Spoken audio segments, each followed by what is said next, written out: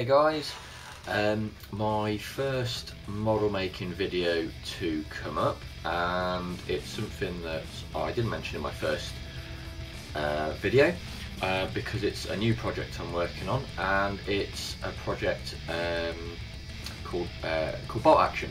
So Bolt Action is a new system I've been getting involved with recently. It's very cool, and I'm going to tell you a little bit more about it now. Okay, so Bolt Action is made by Warlord games. They are a model company that make a great number of different war games, but Bolt Action is the one I'm concentrating on. It's World War II, very similar to Flames of War in that respect. However, instead of being 15mm, it's 28mm, so it's closer to Warhammer 40,000, for example, as a scale. Game-wise, it plays very differently, and I'm sure I'll get around to doing some gaming videos at some point just to kind of explain how that works. And the models are very cool. So the first one I'm going to show you today is going to be my Churchill tank, which is the first model I've done, and I'll talk you through kind of what the tank is and how I've painted it. So first of all, I'll show you a couple of pictures of the Churchill. I believe it's a Mark VII that I've done, but I'll clarify that in the couple of pictures next, and then we'll bring you the actual tank itself. See you in a second.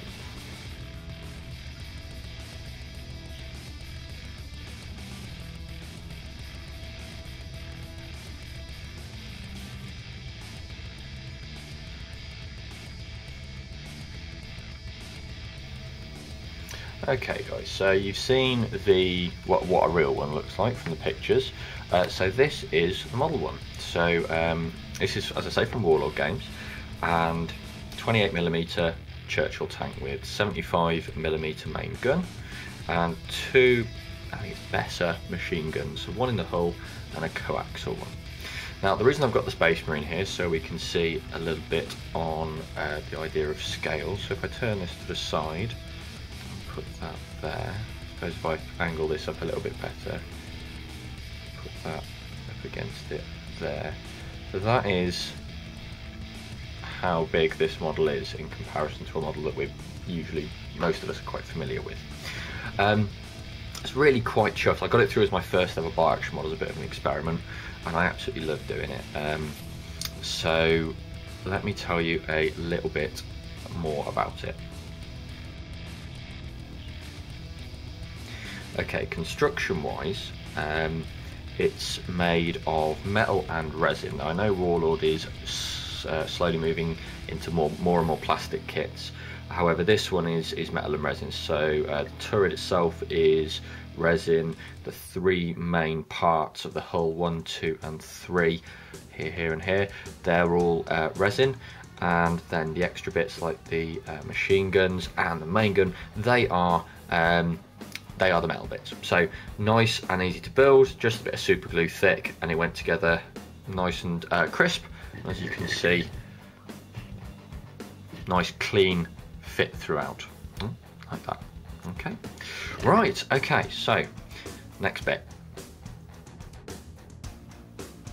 So the painting side of things, guys. This one, so I'm wanting to do my Bolt Action a little bit differently from what I've done a lot of my other projects, in the fact that I'm trying to make it as realistic as possible.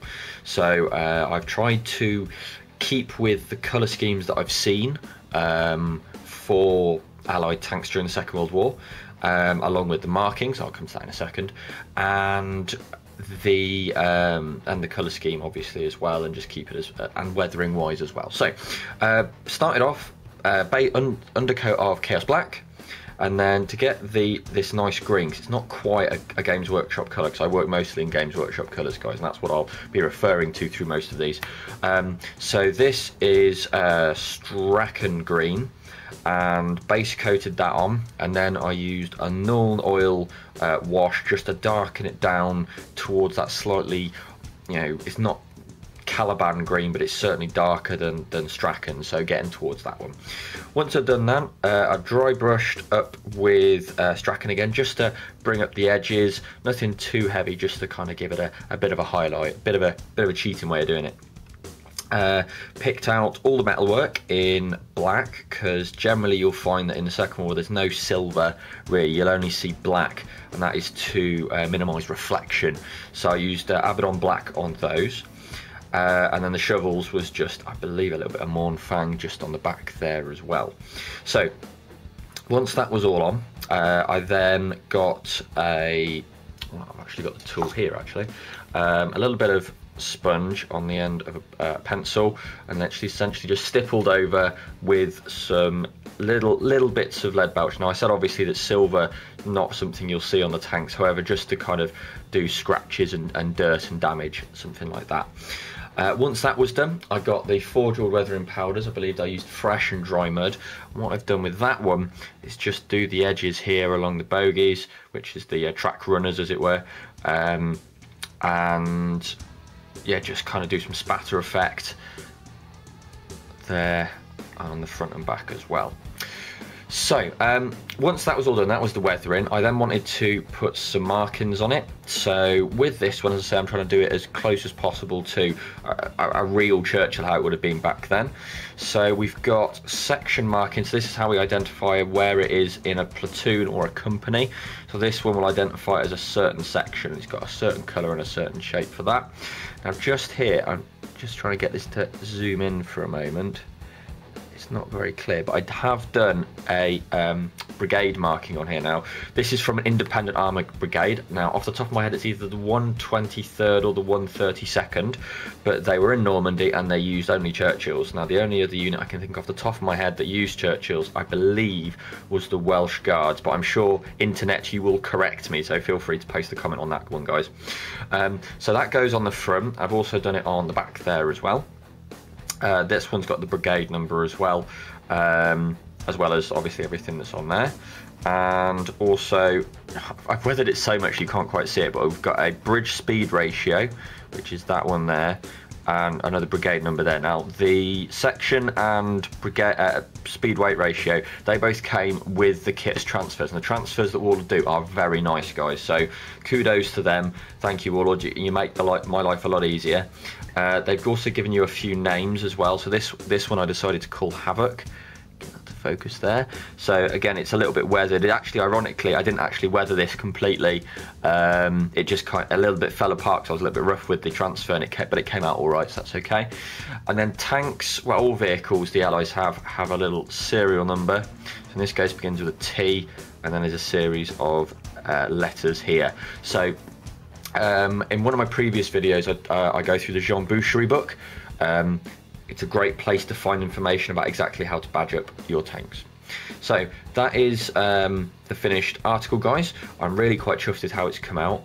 So I am looking for feedback as ever, constructive criticism, anything that you would like to see done to it or could recommend, that'd be much appreciated.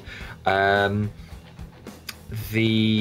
post some pictures of this up in my lush new cabinet, and I'll do a video of that another time, and just get some close-ups on it, and that'll be on the Facebook page, and the Facebook page will be linked down at the bottom here, and I'll also put in a link to Warlord Games, which will be at the bottom here as well. And on a final note, if anybody knows how to add pictures into a film like you do text, then please message me. I'm using Movie Maker, and it's just, I can't do it, and if I had hair I'd be tearing it out. Anyway, so if you are able to answer me that one, let me know on that one too. I'll bring you more videos soon. If the weather stays good, I'll get one of my reenactment videos done so you can start seeing the uniform, and yeah, we'll move on from there. So as ever, guys, thank you very much for watching. Check out the Facebook page for more pictures, and I will hopefully see you very soon. Thank you very much. Bye bye.